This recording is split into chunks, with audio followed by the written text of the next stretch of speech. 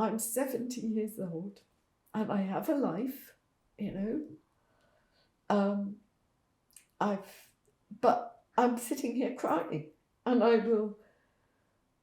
feel I spend a lot of my life, I can get on with other things, but underneath there is a permanent sadness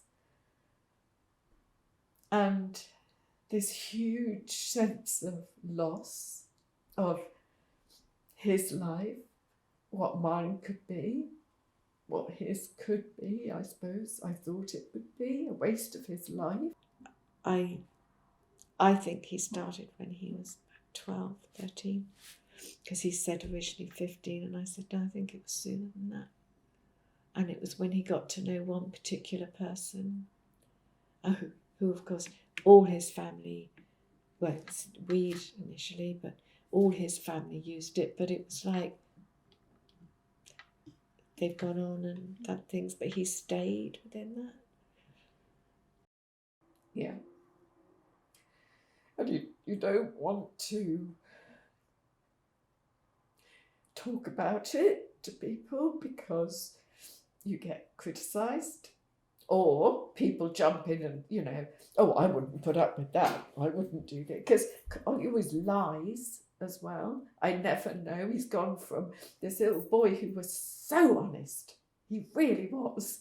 I knew that I could trust Ollie, you know, explicitly. Can't trust him with anything now, anything he says, or it's just lies, you know. And I'm always getting dragged into some crisis or another, and of course I'm always helping him out financially, and he has huge mood swings.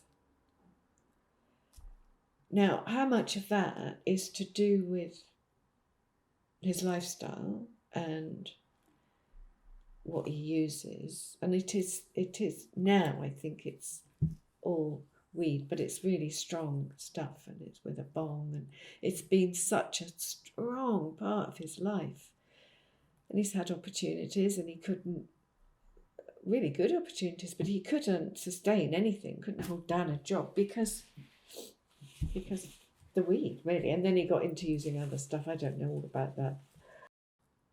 Somebody like Ollie, and I know lots of people like him, it's such a huge step to go from his way of life, which he's had now for like 20 years, to get out of that rut, that situation. It's terrifying. It's devastating, because you just see how their life gets narrower and narrower and narrower, because they become isolated.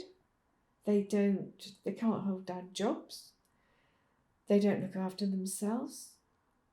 You know, he won't go to a dentist, he won't go to the doctor. I think with anybody who is a substance user, that substance, their life around it, or their life of not having it, or having it, or whatever, and the effects it has on their life, everything that takes precedence over anybody. Nobody else is ever really considered. Definitely mental health services and drug and alcohol service really must work together and understand what actually goes on, because there's no way that somebody can change a lifestyle of using drugs or alcohol without proper psychiatric or mental or emotional support, depending, you know, but probably a whole package, because things are very rarely in isolation.